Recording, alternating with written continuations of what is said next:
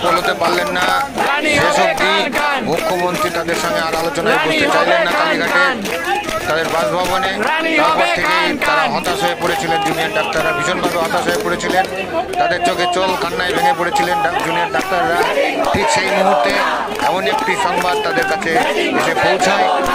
তারা নতুন করে আবার উদ্যম নেয় এবং শেষ পর্যন্ত তারা আলোচনা করে আবার নতুন করে রাত দখলের ডাক তারা দিতে থাকে। রাত দখলের ডাক দিতে থাকে তারা নতুন করে আবার সেই ক্যাম্পে, যেখানে ধর্নায় মঞ্চে তারা ফিরে আসে। ফিরে এসে তার মধ্যেই তাদের কাছে নতুন যে সংবাদ, তাদেরকে নতুন উদ্যমে আবার আন্দোলন শুরু, আন্দোলনের জোয়ারে এনে দেয় সেই ঘটনাটি, যেটি আরজিকর কাণ্ডের অভয়ের যে হত্যাকাণ্ড জড়িত সন্দীপ ঘোষ, তাকে নতুনভাবে অ্যারেস্ট করা হয়েছে।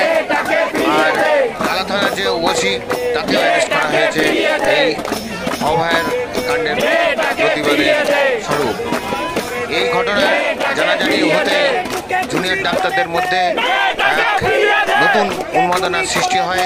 তারা নতুন উদ্যমে আবার তারা আন্দোলন চালিয়ে যাওয়ার অঙ্গীকারবদ্ধ হন এবং নতুনভাবে তারা রাত দখলের ডাক দেন।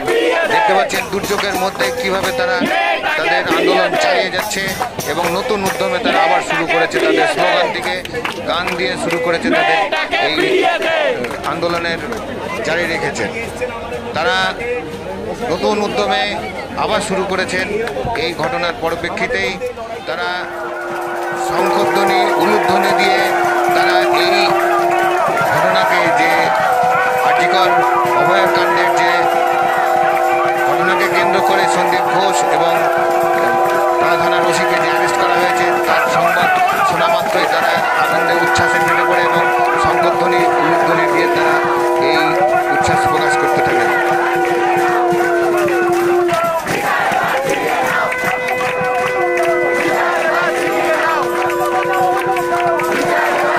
দুর্যোগ মাথায় নিয়ে তারা যে একদম হতাশ হয়ে পড়েছিল, তারা সেই জায়গা থেকে আবার নতুনভাবে প্রেরণা পান। তারা আবার বুঝতেই পারেন যে না, তারা ঠিক পথে আছেন এবং সিবিআইও ঠিক পথে এগিয়েছে এবং তার জাস্টিস খানিকটা হলেও তারা স্বস্তি পেয়েছেন, তাদের খানিকটা জাস্টিস পেয়েছেন। তা সত্ত্বেও যে মুখ্যমন্ত্রী যে নানান টালবাহানার মধ্য দিয়ে তাদের যে বৈঠক এড়িয়ে গেলেন, তারা এখন নিশ্চয়ই বুঝতে পেরেছেন, তারাও বুঝতে পেরেছেন যে অ্যাকচুয়ালি এই সংবাদ তাদের কাছে পৌঁছেছিল। সেই কারণে তারা নানান অজুহাতের ভিত্তিতে তাদের সঙ্গে আর বৈঠক করতে চাননি, এটা তাদের কাছে স্পষ্ট হয়ে যায়।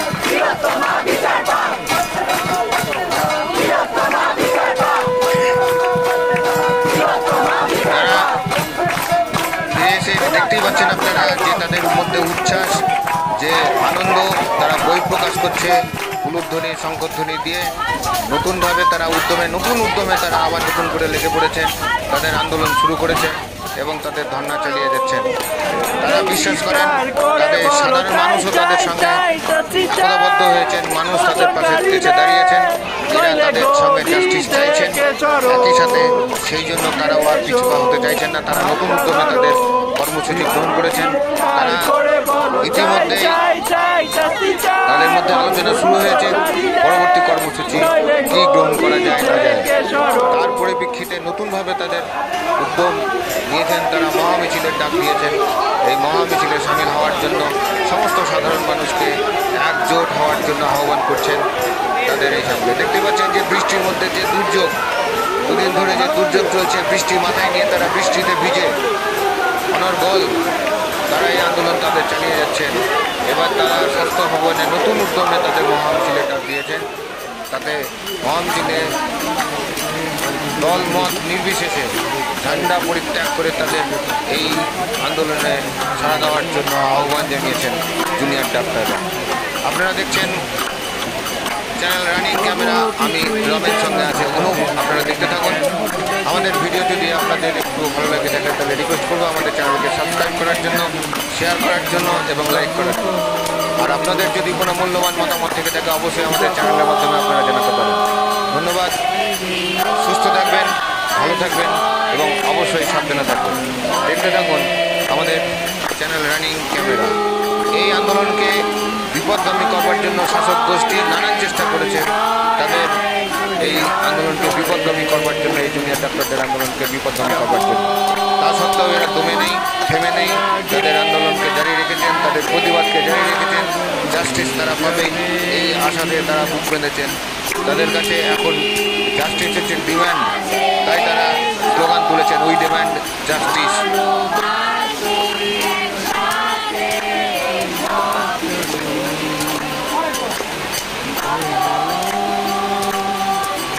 সন্দীপ ঘোষ এবং টালা থানার ওসি অ্যারেস্ট হওয়ার পরপরই এই জুনিয়র ডাক্তারদের মধ্যে নতুনভাবে উদ্যম, আনন্দের জোয়ান এবং আন্দোলনের জোয়ান নিয়ে এসে দিয়েছে। তারাও আশা করেছিল এটাই নিশ্চয়ই হবে, তাদের আন্দোলন যদি ঠিক পথে পরিচালিত হয় তাহলে তারা এই আশাটাই করেছিলেন। সন্দীপ ঘোষকে দুর্নীতির দায়ে তাকে অ্যারেস্ট করা হয়েছিল, কিন্তু এখন যে অ্যারেস্টটা করা হলো তাকে অভয়ার হত্যার প্রতিবাদেই তাকে অ্যারেস্ট করা হয়েছে। ট্যাম্পারিং করা, তাদের তথ্য লোপাট করার যে তারা দাবি রেখেছিলেন সেই দাবির ভিত্তিতেই নানান রকমভাবে টালবাহানা চলছিল, নানান রকমভাবে চেষ্টা চলেছিল। টোটাল তথ্য লোপাট করা হয়েছে, তারই ভিত্তিতে টালা থানার ওসি এবং সন্দীপ ঘোষকে অ্যারেস্ট করা হয়েছে।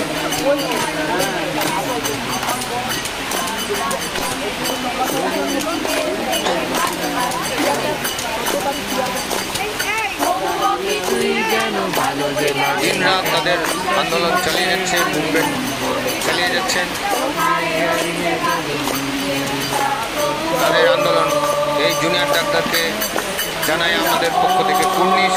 তাদের যে উদ্যম, নতুন উদ্যমে তারা আবার নতুন করে শুরু করেছেন, তাদের আন্দোলনকে পুনর্জীবিত করে তুলেছেন।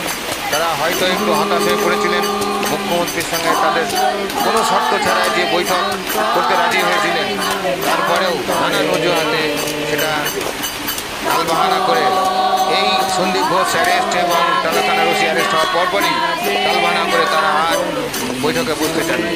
ধন্যবাদ, সুস্থ থাকবেন, ভালো থাকবেন। আবার আপনাদেরকে শুভনা জানিয়ে আমাদের শেষ করছি।